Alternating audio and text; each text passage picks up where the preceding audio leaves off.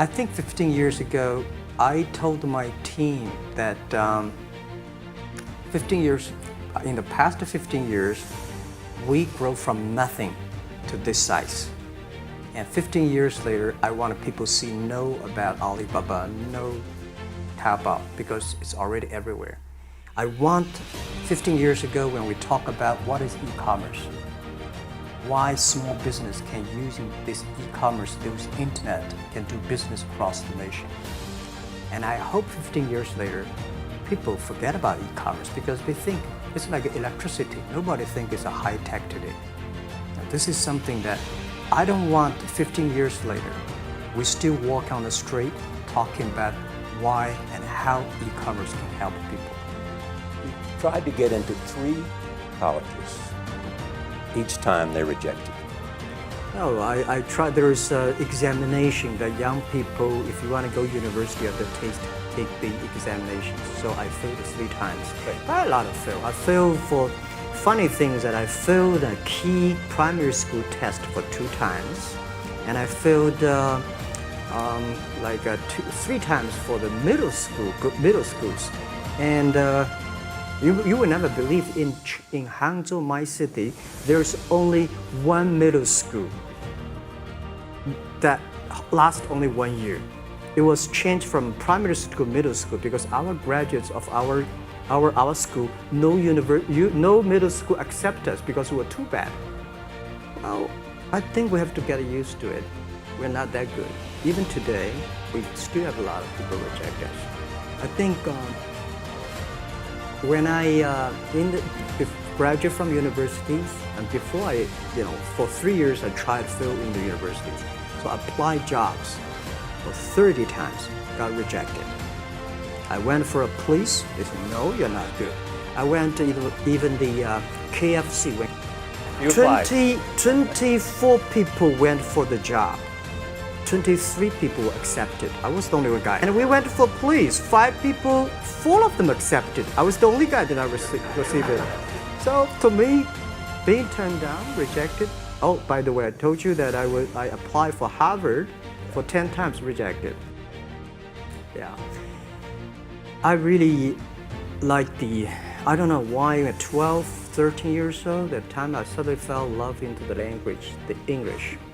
And there's no place you can learn English at that time. There's no books, English books. So I went to the Hangzhou Hotel, now called Hangzhou Shangri-La Hotel, because that was the hotel can receive the foreign visitors. So every morning for 9 years, I showed them around as a free guide, and they taught me English. And I think that changed me. Today, I'm 100% made in China. I've never got a one-day train outside China. And when people talk to me, say, Jack, how can you speak English like that? Why sometimes you talk like an American Western guys? I think that was the 9 years. These Western tourists opened my mind, because everything they told me are so different from the things I learned from the schools and from my parents. So now I have a habit. Whatever I see, whatever I read, I use my mind. Think about for 2 minutes. Is that how Ma became Jack Ma? Actually, Jack, the name was given by a lady in tennis. She's a tourist. She came here and she said, came to Hangzhou. We become a pen friends. Ma Ring is so difficult to pronounce. So she said, do you have an English name? I said, don't. So can you give me an English name? She said, okay. She said, my father called it Jack, my husband called Jack. What do you think about Jack? First visit to America, 1995? 1995, yeah. I've come here for a project helping the local government to building up a highway. And you tried the internet? I tried the internet in Seattle, and in a building called the USA Bank. I don't know whether the USA Bank is still there or not, but it's a building. And my friend opened a small office, which is like only 10% bigger than this room, and there are a lot of computers in there. And he said, Jack, this is internet. I asked, what is internet? He said, search whatever you want. At that time, they used Mosaic very slow. Right? And I said, I don't use it. I don't want to type because computer is so expensive in China. If I destroy it, Yes. I cannot pay. He said, just to search it. So I searched the first word, beer. I don't know why, because it's easy to spell, baby. And I see beers from Germany, beers from USA, beers from Japan, but there's no beer from China. And I say, okay, type the second word is China. No data. Nothing. And I said, 1995, no data about China. So I talked to my friend, why not make something about China? So we made a small, very ugly looking page called China. It's something like I did a translation agency, we listed on there. It was so shocking. We launched at 9:40 in the morning. 12:30, I got a phone call from my friend. He said, Jack, you got 5 emails. I said, what is email? These are the things. People are so excited. Where are you? This is the first time I see a Chinese website on that. How can we can we do something together? So I think this is something interesting. So we should do it. Why did you call it Alibaba? Alibaba? Well, when I started, I think internet is global. We should have a global name. And a name that, interesting, like at that time, the best name is Yahoo. But so I've been thinking for many days, suddenly Alibaba is a good name. So I was happened to be in San Francisco that day. I have a lunch and a waitress come. I asked her, do you know about Alibaba? She said, yes. I said, what is Alibaba? She said, Open Sesame. Good. So I went on the street, asked about 10, 20 people. They all know about Alibaba, 40 Thieves, and Open Sesame. And I think this is a good name. And start with A. Whatever you talk about, Alibaba is our top. You have said before that in creating Alibaba, you had to create trust. Yeah. Because people in China were used to face-to-face. Yeah. How did you create trust? I think because we started about doing business on the internet. I don't know you, you don't know me. So how can you do things online unless you have trust? So for e-commerce, the most important thing was trust. I think when I first went to USA for raising money, talking to the venture capitalists, a lot of people say, oh, Jack, no. China doing business by the guanxi. How can you do business on internet? And I know that without the trust system, the credit system, it's impossible to do business. So in the past 14 years, everything we do is trying to build up the trust system, the record system. Well, Charlie, I'm so proud today. When I talk to young, today in China and in the world, people don't trust each other. The government and people and media and everybody think, this guy's cheating. But because of e-commerce, we finish 60 million transactions every day. People don't know each other.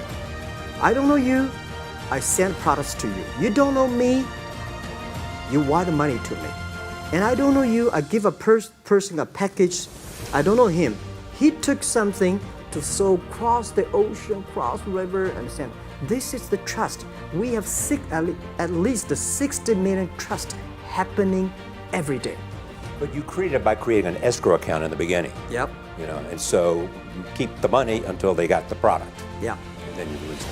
That's true. I mean, the escrow service is about AliPay. When I had this idea, I would love Davos, because it was a big decision. Because for first 3 years, Alibaba is just like e-marketplaces for information. What you have, what I have, we talk a lot of time, but don't do any business because there is no payment. I talk to the banks, no banks want to do it. Banks say, no, this thing never work. So I don't know what to do, because if I start to launch a payment system, it's against the financial legal laws, because you have to have a license. But if I don't do it, e-commerce will go nowhere. So then I went to Davos. I listened to a leadership discussion. Leadership is about responsibility. And after I listen to that panel, I give a call to my friends, my colleagues in my apartment, say, do it now, immediately. If something wrong, the government not happy about that, if one body has to go to the prison, Jack might go to the prison. Because it is so important for China, for the world, to build up the trust system. And if you did not do it, I said, and do not do it properly, stealing money, money wash, no trust record, I send you to the prison. So that was the thing. And people don't like it. So many people I talked to at that time for AliPay, they say, this is the stupidest idea you have ever got. But I say, I don't wear the stupid club as long as people use it. Now we have 800 million people using this AliPay. Stupid things if you do it, but it's better. AliPay is a privately held thing. It's not part of Alibaba. No, it's a Let me talk about money for a second. Yeah. You have never gotten money from the Chinese government? No. None. I want it at the beginning, and later I don't want it, because I think if the company always think about picking money from off of the government off the pockets, that company is rubbish. Think about how can you make money from the customers and market and then help customers succeed. That's our philosophy. No money from Chinese banks? No. I at that time I want, and now they want to give me, I don't want it. Yeah. All right. Your relationship with the government. Yeah, it's your relationship. I mean, if they didn't here's what some say, that you have existed in an environment that's not, they have restricted competition for you. And that's a pretty good thing to do for a private company. Yeah. I think that the relationship with the government for us is very interesting. For the first 5 years, because I've been working as a part-time jobber for a government organization called Ministry of Foreign Trade, 1997, for 14 months. And I learned that you should never rely on government organization to do commerce. And I started a business. I told my people and team, in love with the government, don't marry them. Respect them. And a lot of people say, well, government officers talking about internet, the censorship and this, that, and they worry about. I think it's the opportunity, it's a responsibility talking to them. Tell them how internet can help. So you tell them we create jobs. Oh yeah, I think a lot of people debate and fight against them. And in the first 12 years, anybody come to my office, I sit down, talking to them, how we can help the economy, how we can create jobs, why China will improve by the internet. I think because internet at that time is new to any government. And if you convince somebody, and you have big chance. So today I'm very talkative. That probably this is why I talk to so many people. You were also seen in Hollywood. Yeah. What are you doing in Hollywood? Well, I like the Hollywood innovation and the digital. I learned so much about the Hollywood movies, especially the Forrest Gump. Love Forrest Gump. I love Forrest Gump. Why do you like him? Simple. Never give up.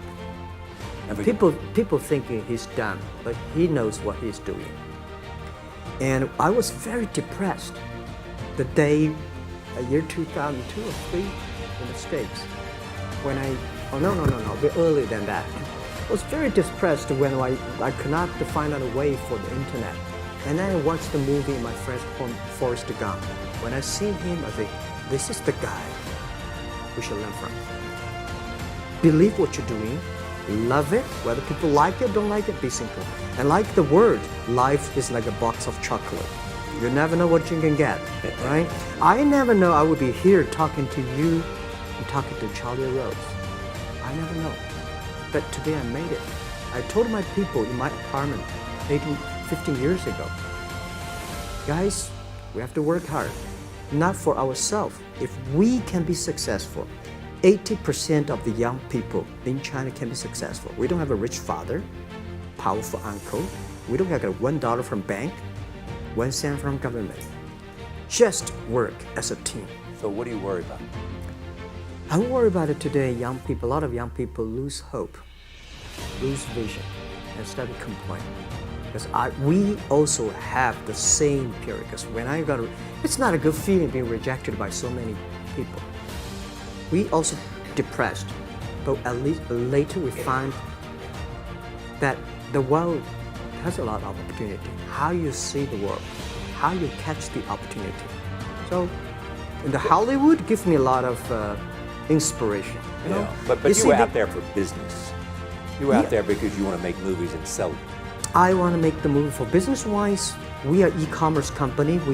We have a lot of products that need logistic. But movie, TV, these are things you don't need logistic system. And movie probably is the best product that can help Chinese young people to understand. Because one thing I told the Chinese people, my friends, in American movie, all the heroes at the beginning, they look like a bad guy. But terrible things coming, they become a hero. And finally, they all survived. China, if you're a hero, all the hero died. So, because only dead people become the hero. So nobody want to be the hero. So you want to change the Chinese definition of hero? Yeah, I want to say hero. Today we have so many heroes who live in this world. China today, are you worried the economy slowed down? No, I don't worry about it. I think China is doing, it's slowing down is much better than keep on 9%. China today is the second largest economy in the world. It's impossible to keep 9% of the growth. If China still keeps the 9% of the growth of the economy, there must be something wrong. You will never see the blue sky. And you will never see the quality. China should pay attention to the quality of the economy. China should not. So if we have a lot of influence, like Hollywood movies, things, and we have the sports and these things in the GDP, will be much better. So I think, just like a human growth, this body can never grow. Certain time, the slow of growth of the body was slow, but you should grow your mind, grow your culture, grow your value, grow your wisdom. I think China is moving to that direction. And you saw Modi in India? Pardon? Did you see Modi in India? Not yet. I'm looking forward to that. So you'll go to India. Finally, there's this. You're one of the world's richest people. Your company is one of the world's richest companies. What do you want beyond Alibaba? Well, about richest people, I was really not happy in the past 3 months when people say Jack Ma is the richest people of China. Global celebrity, they say. No, I'm not. When I started the business, you are. I never thought, because how many? Yeah, maybe I am. Not, but I think 15 years ago, my apartment, my wife was at that time one of the 18 founders. I asked her, do you want your husband to be a rich person? I never said rich person in China, rich person in Hangzhou, or you want to be your husband to be a respected person? She said, of course respected, because she never believed, and I don't believe we'll be rich people. We just want to survive. I believe when you have $1 million, that's your money. When you have $20 million, you start to have a problem. You worry about inflation, which is stock to buy and this, that, had to come. When you have $1 billion, that's not your money. That's the trust society gives on you. They believe you can manage the money, use the money better than the government and the others. So I think today, I have the resources, do more things. With the money we have, with the influence we have, we should spend more time on the young people. And I would say, someday I'll go back to teach, go back to school, spend time with the young people, and sharing with them what I have. So the money is not mine. I just happily and having these resources, and I want to do a better job. Just tell them your story. Yeah, tell them the story, and tell them that if reject. I don't think in this world there are a lot of people be rejected more than 30 times. If we, the only thing we never give up, the only thing like we're like a Forrest Gump, we keep on fight, we keep on change ourselves. We don't complain. Whether you are successful or not successful, I find that when people, when they finish the job, if they make the mistake, if they fail, if they always complain the others, this guy will never come back. If the guy only check himself, yeah, something wrong with me here, something wrong with me there, this guy has a hope.